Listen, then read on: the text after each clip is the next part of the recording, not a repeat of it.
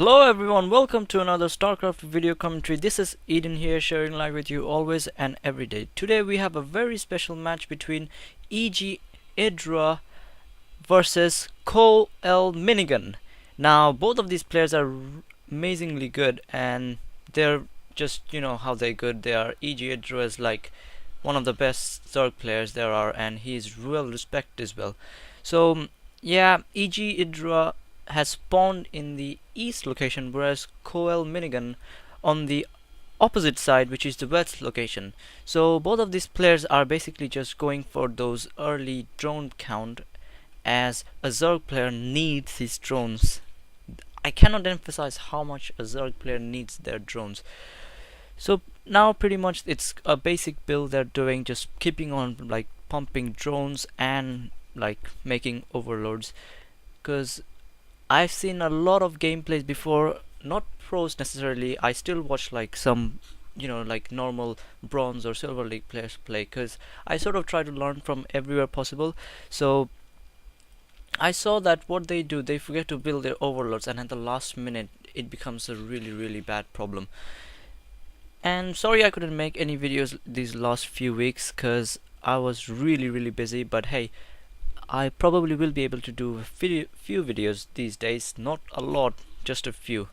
So here we see CoLMinigun going for an early extractor, possibly a early metabolic boost, and we do see that early spawning pool. So he might be going for the offensive Zerg rush, the Ling rush that we always see, and which is why Zerg are known to be really, Zerg are truly known to be the swarm.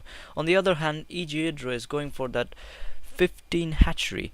Now that is one of my favorite builds, because the economy is always stable and you get the extra drones and everything.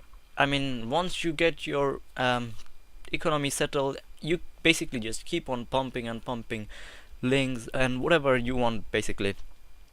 So Idra did start his spawning pool and also his hatchery, so he is going for the late in their way, in the pro way, but he's going for the late metabolic boost. On the other hand, Minigun is already going for that metabolic boost, and it will finish really quickly. But on the other hand, he is also going for the queen, so he will have a really offensive, really offensive early Zerg rush. So we see Minigun going for that hatchery at 20 supplies, and with his 4 lings, he is probably gonna just scout just to see what he's dealing up against. So we see Idra just starting his metabolic boost, but he still doesn't have it. So at this point, Idra is in a bad position, but his queen is almost up, so he will be able to finish.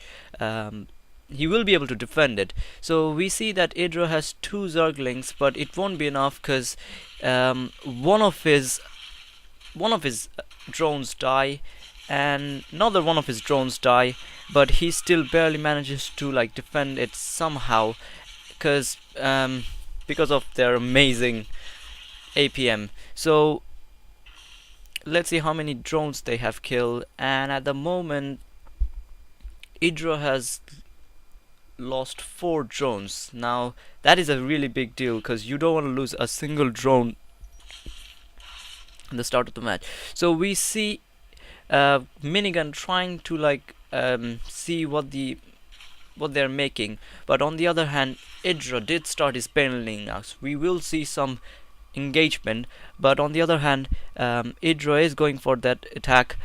He has a fair bit of Zerglings as his backup,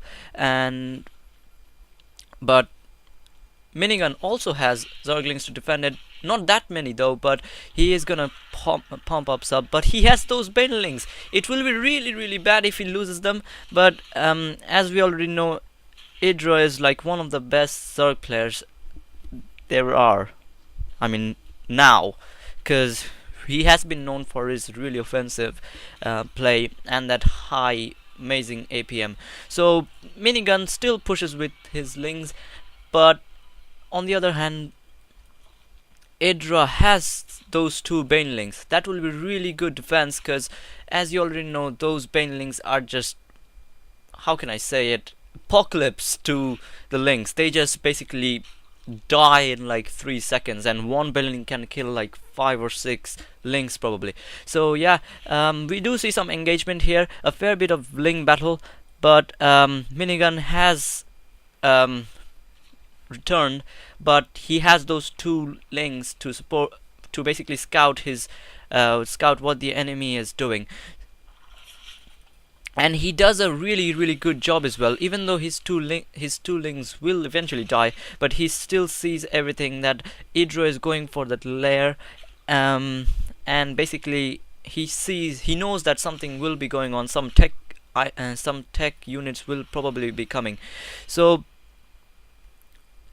Minigun is also going for the lair, and just drones. Basically, I still cannot emphasize how drones are so important if you're playing as Zerg. So at this point, EGIdra they both have similar number of drones. Actually, Minigun just went up to 46, and they still have the similar number of link count and everything. Basically, it is a really similar, like, both of them have the extreme similar build, even though I would have thought that Minigun would have actually gone for a really early link rush, but hey, they didn't, so that's basically it. But now EGIdra, knowing that he's always gonna go for that link rush, I think he has some tricks up his sleeves. So at the moment, Minigun does see that third hatchery, and I think EGIdra has to cancel it, but yeah, oh no, he doesn't manage to cancel it. He loses 300 minerals. Now that's a lot. That's a lot to lose at this time of the game. So both players have begun their spire, but EGIdra is gonna finish just like 1 second earlier than that. So EGIdra again goes for that hatchery, but on the other hand, Minigun already has his hatchery almost at let's say 45%. So Minigun will have that really low amount of drones at that point, so his economy is gonna be really high compared to EGIdra's. And EGIdra is starting to build those mutas, and he's going for that one upgrade.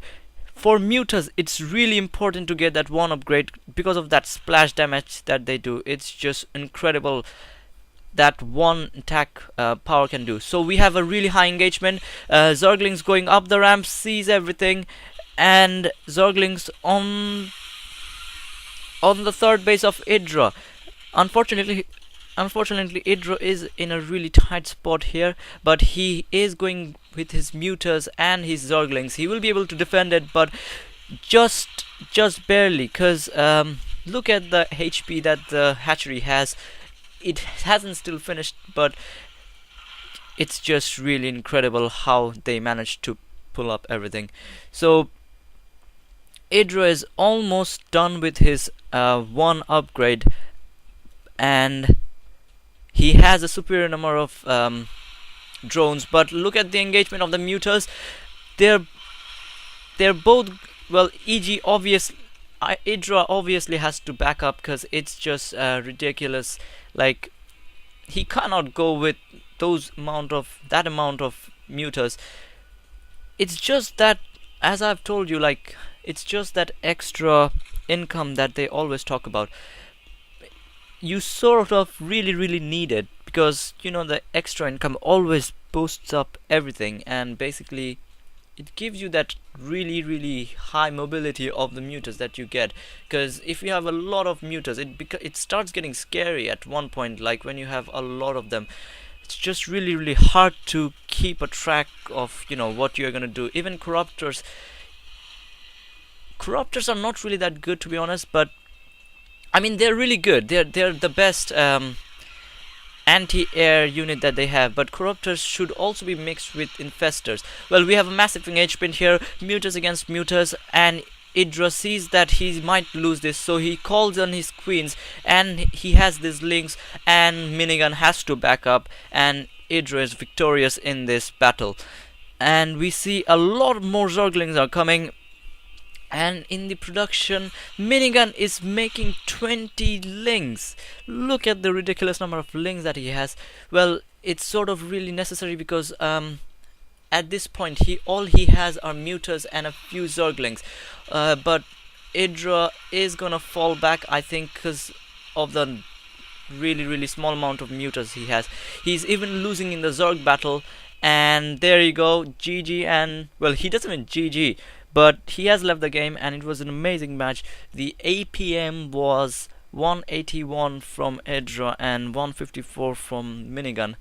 As I've already told you that, you know, the pros, I mean, being a pro, you'll always see them making drones and workers basically every time.